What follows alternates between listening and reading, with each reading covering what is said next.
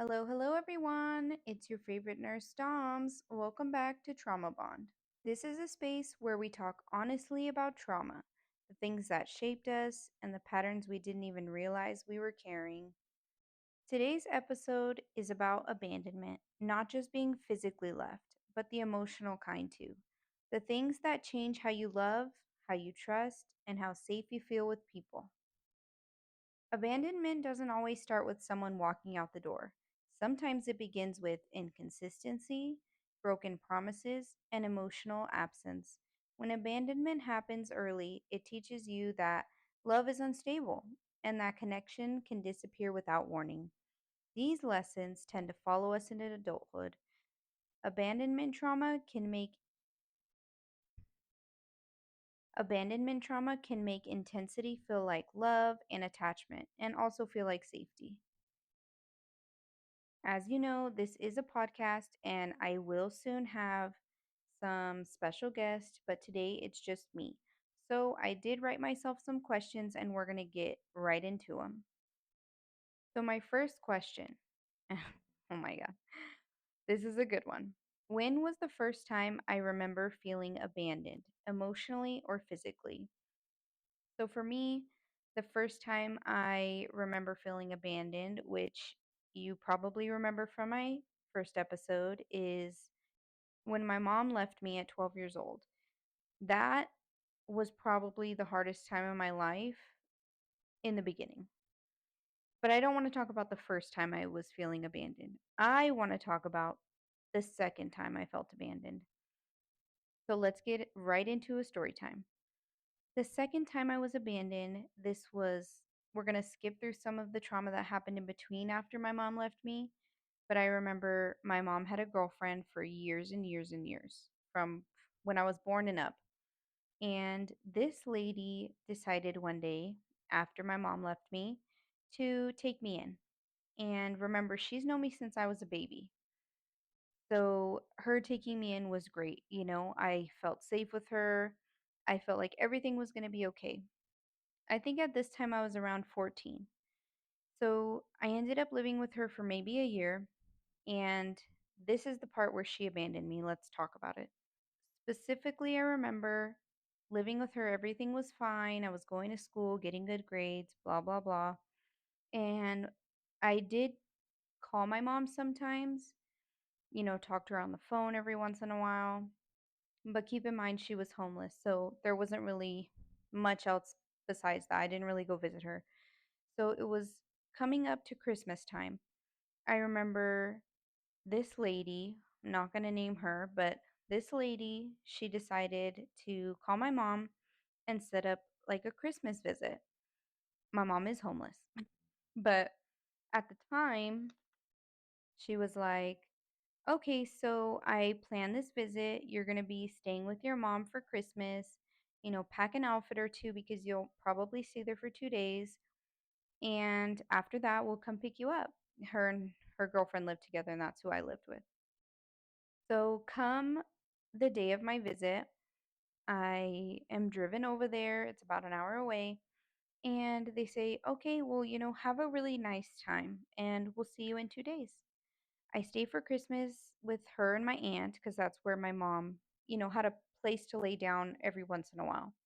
And of course, I was coming to visit, so I couldn't just live in the McDonald's back, parking lot thing where my mom stayed. So she's like telling my aunt, Dominique's going to come and visit. Is it okay if we stay here? And my aunt was like, sure, why not? I stay there. We have an okay Christmas. We're super poor, but it was fine. It wasn't about gifts. I was finally able to see my mom. And 2 days pass and no one comes. So I'm like messaging and calling this lady, no answer. And I remember the sense of abandonment again that came over me was overwhelming, right? My first step in my emotions was anger, right? I'm calling her all kinds of names. I'm mad, I'm angry. And my mom, I remember her telling me, like, well, what are you going to do? I'm homeless. What are you going to do? And I just remember feeling abandoned all over again. Now I'm out in the middle of nowhere where I'm not familiar, right? It was LA, but I wasn't familiar. And my mom left because she's homeless and she does drugs. So she leaves, and I'm like, well, my aunt's like, well, you can't stay here. I don't have enough money. I have two kids, my cousins, and there's just no space for you here, and I don't have enough money to feed all these mouths. So I'm crying, of course. I'm 14. Where am I supposed to go? I've already lived a little bit on the streets. Like where would you suggest that I go? So my aunt finally says, "You know what? You can stay." It wasn't really by choice. What was she going to do? Kick her niece out? So that's how I ended up staying with my aunt. And that's the second story of abandonment. My aunt living with my aunt is a whole other episode. Probably the worst experience I've ever had in my life was living with my aunt, but we'll get to that eventually. So my next question, what beliefs did I form about myself because of abandonment? Well, that's an easy one. I definitely felt that I wasn't worth anything. I wasn't worth love. I wasn't worth taking care of. My mom left me. This lady left me. They were the closest people I had. I didn't have brothers and sisters that cared for me. And keep in mind, all my brothers and sisters were way older than me. So when I was 14, they were about 25, 28. They didn't give a shit about me, which is real sad because I feel like they were well off enough to take care of me, but they didn't. They never did. They never cared. My first beliefs definitely was that I'm not worth loving. Nobody wants me. Nobody wants to take care of me. My aunt doesn't even want me here. You know, I didn't really have anything else to think about myself. I didn't think good about myself, that's for sure. I definitely, self-harmed at that age. Nobody wanted me. I didn't even want me at that point. Let's see the next question. How has abandonment affected the way I attach to people today? I don't attach to people today, not even with my husband, who I have currently. I love him and I don't feel like he would ever leave me, but I don't form a too big of attachment with anyone to ever feel like they would never leave me because I don't ever want to feel that sense of abandonment again.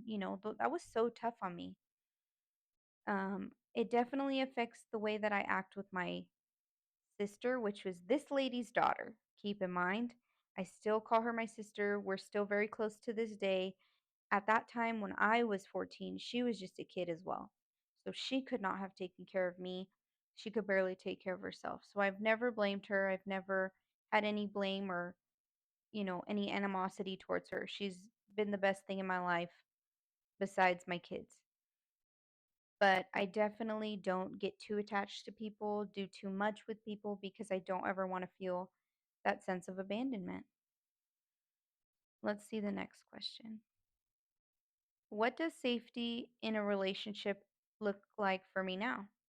Well, I definitely don't put too much, like I just said, attachment with people. But in my current relationship with my partner, my husband, I do feel safety, right? I do feel like he needs me just as much as I need him. So that just on itself helps me. Like I help him with his resume, I help him, apply for jobs, whatever the case may be. It definitely gives me a sense of safety because he needs me just as much as I need him. So I feel needed and I feel safe. I don't feel like I should worry about any type of abandonment. All right, next question. This will be the last question as well for this topic. So the question is, what would I tell my younger self who felt left behind? Wow.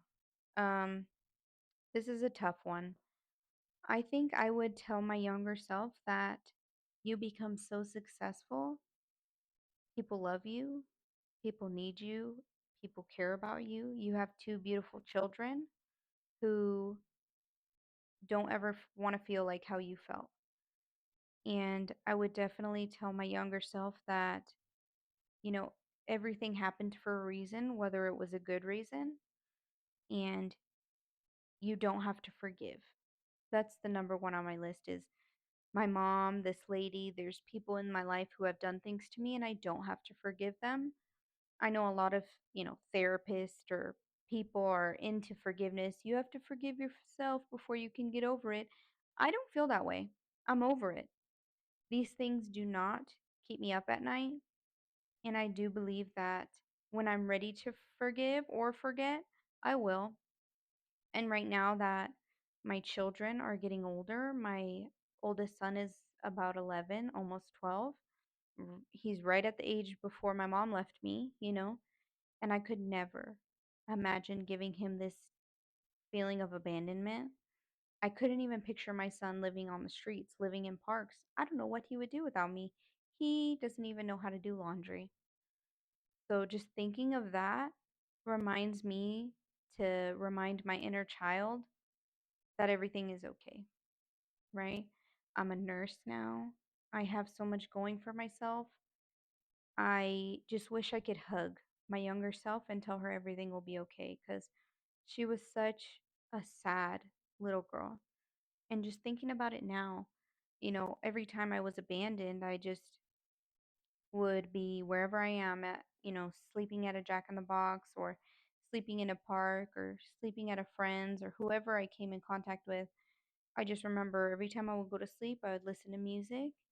I don't know if you guys know that song. I don't even know who it's by, but it's like Paradise or whatever. Well, I remember listening to that over and over, because I just felt like something good would eventually come. And even though I didn't feel it at the time, I just kind of gave myself those feelings because, I always hoped that there was something better out there for me. I always hoped that somebody would love me and care for me, and I didn't have to feel that abandonment. So I would just drown myself in songs every night, cry myself to sleep every single night. There wasn't a night that I did not cry myself to sleep. And I wish I could just see her, my younger self, and I just wish I could hold her and feed her and give her everything she needed because that little girl deserved everything and everybody didn't deserve her. And everybody who did anything wrong to her, they don't deserve her forgiveness. I hope that this episode really brings some closure to any abandonment you have because you're not alone, right? These are only two stories of my abandonment, and gosh, there's many.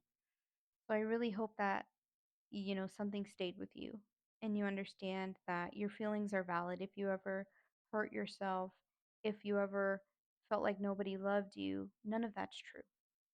You are worth love and you are worth the healing that comes to you and that should come to you. Of course, every once in a while, I think to myself when I'm driving, to work or something, or driving to the store by myself, and it's only me and my thoughts. I do still have those thoughts where, wow, I can't believe that your own family did these things to you. I can't believe none of your aunts or uncles ever helped you. Like, gosh, they're terrible. But I got to remember that I grew up to be a really strong woman, and I hope that my message helps some other people. So, if abandonment is part of your story, remember this: you are not broken for wanting connection. You are not unlovable because someone failed to stay. Healing starts with awareness, and you are already doing the work. You just got to keep going. I hope you enjoyed today's episode. It will be a series of me speaking with myself, asking questions, and I will have, hopefully, next episode, I'll have a special guest, my sister, so we can talk about a different topic. I'm not sure which topic yet, but if you guys have any suggestions for topics related to trauma, please like and comment whichever suggestion you have. So I will see you next Sunday at 9 p.m. sharp. This was Trauma Bond with your favorite nurse, Doms.